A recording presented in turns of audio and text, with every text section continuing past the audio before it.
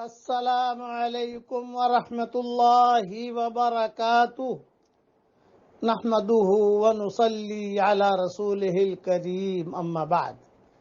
آج کا سبق سن لیجئے۔ آج کے سبق کی سرخی ہے سخاوت سے دوستی کیجئے، پارٹ نمبر 21۔ سلف صالحین کا ایک معمول رہا ہے اور وہ برکت والا معمول رہا ہے، اور آج بھی کچھ گھرانوں کے اندر یہ معمول ہے۔ وہ کہتے تھے رات کی روٹی جو بچی ہوئی ہے وہ صبح ناشتے میں کھا لیا کرو، اس سے گھر میں خیر اور برکت ہوتی ہے۔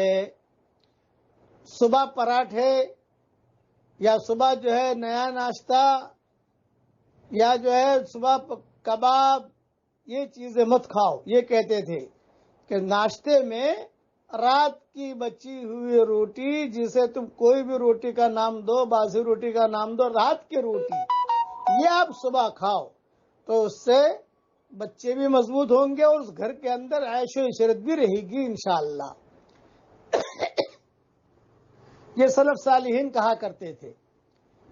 کسی زمانے میں کبھی کسی کے گھر میں روٹی نہیں تو مسجد میں کہتے تھے بھئی تیرے وہاں رات کی جو بچی ہوئی روٹی ہے ذرا مجھے آدھا ٹکڑا بھیج دینا، آج ہمارے یہاں وہ ختم ہو گئی ہے تاکہ میں صبح ناشتے میں کھا لوں۔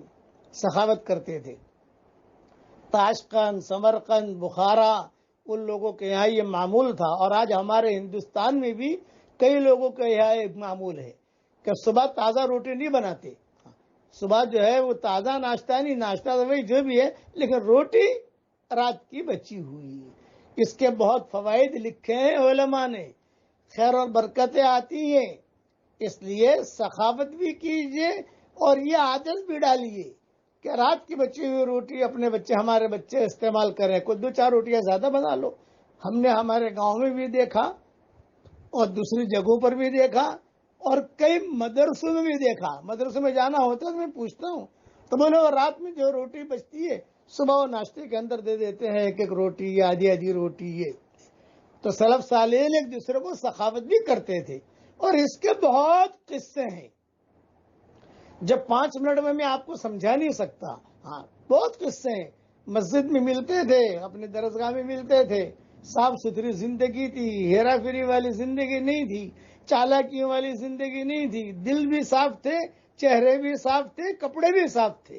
اس وقت میں تو معاملہ یہ ہو گیا، ہم اپنے آپ کو نیک کہلوانا چاہتے ہیں اور نیک دکھلوانا چاہتے ہیں، لیکن نیک بننا نہیں چاہتے۔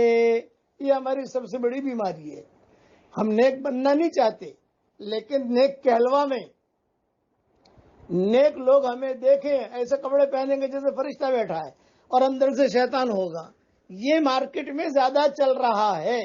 اللہ تعالی ہم سب کو نیک بنائے، صالح بنائے، اور وہ کام کرنے کی توفیق دے جس سے اللہ راضی ہوتا ہو۔ آپا بن کے بیٹھے گی، ہاتھ میں تسبیح ہے، ہاتھ میں موزے ہیں اور پاؤں میں موزے ہیں اور اندر سے دل کا معاملہ بگڑا ہوا، تو اللہ تعالیٰ کو ایسے آپائیں بھی پسند نہیں اور ایسے پیر بھی پسند نہیں۔